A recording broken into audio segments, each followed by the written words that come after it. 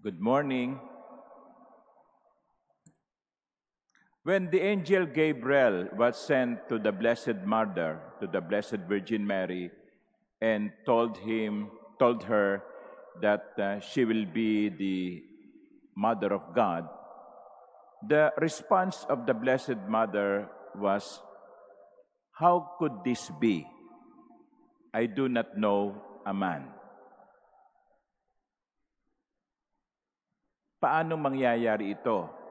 Wala akong nakikilalang lalaki. And someone who does not understand the Bible may think, what? Is he not engaged with Joseph, a man? Does he not know Joseph? In the Bible, to know someone is not only to have a mental knowledge. I know you, you know me. It's more than that. In the Bible, knowing is relational. To know someone is to be in a relationship with someone. So, the actual question of the Blessed Mother is, how can this be? I am not in a relationship with a man, meaning I have not gone to a intimate relationship with him or with anyone, a male. So when Jesus said, "If you know me, then you will also know my Father," applying that same knowledge, that same logic, Jesus is not only talking of mental knowledge, cerebral. Of course, the disciples know Jesus. Philip knows Jesus. Peter knows Jesus. But it's more than that. Jesus is emphasizing relationship. If you are in relationship with me, then you will also be in a relationship with my Father. So, mas malalim na ugnayan. Hindi lamang nakikilala kung paanong kilala nyo ako, kilala ko kayo, at least yung iba sa inyo, no? Ito'y mas may malalim na kahulugan. Ito'y may mas malalim na relasyon. I think we should dwell on that this morning. What is our relationship with Jesus? Is this just a cerebral relationship? Kung tatanungin ko kayo, kilala niyo ba si Jesus? Definitely you will answer, opo, kilala ko si Jesus. Pero higit doon, is there anything more than knowing Jesus? Can we say that we are already in relationship with Jesus? I'll give you an example.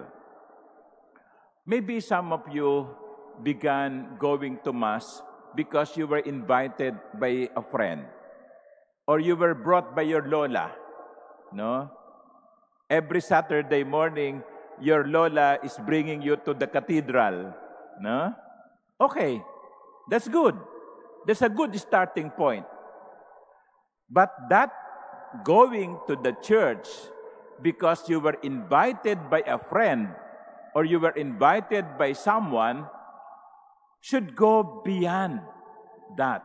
It means that there will come a time, or there should come a time, that you are going to the church not because you were invited, but because of your personal conviction, personal commitment.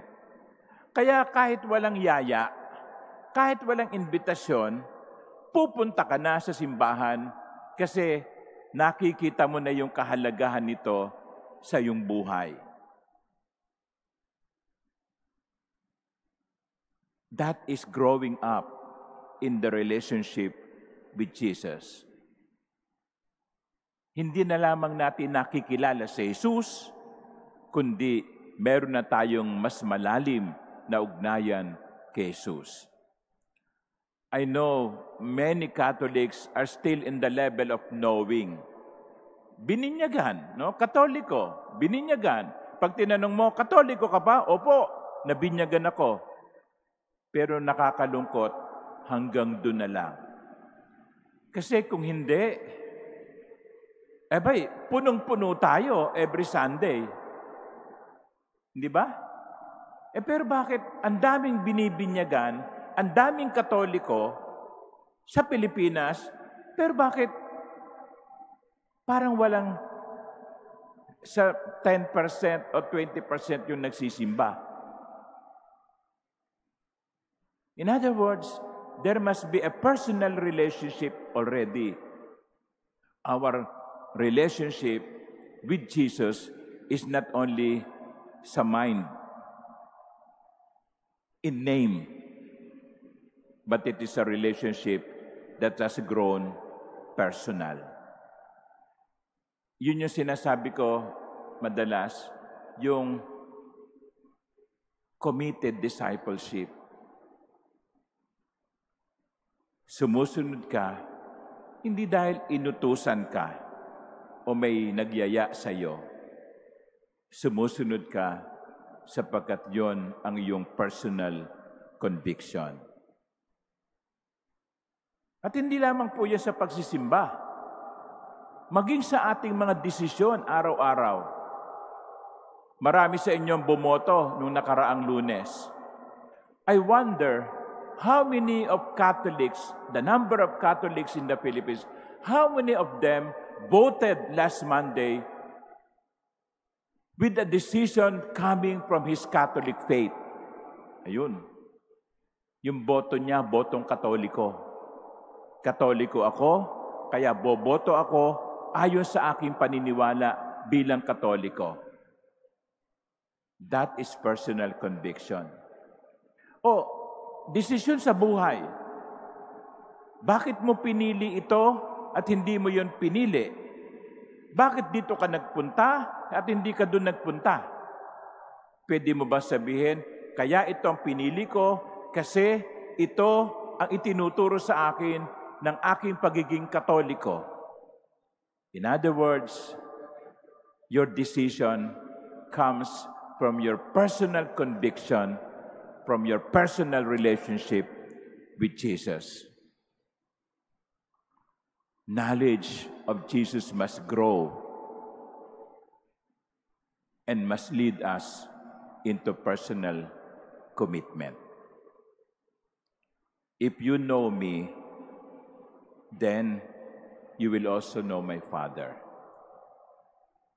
Ito, dati-rate, kaibigan nyo lang ang kilala nyo.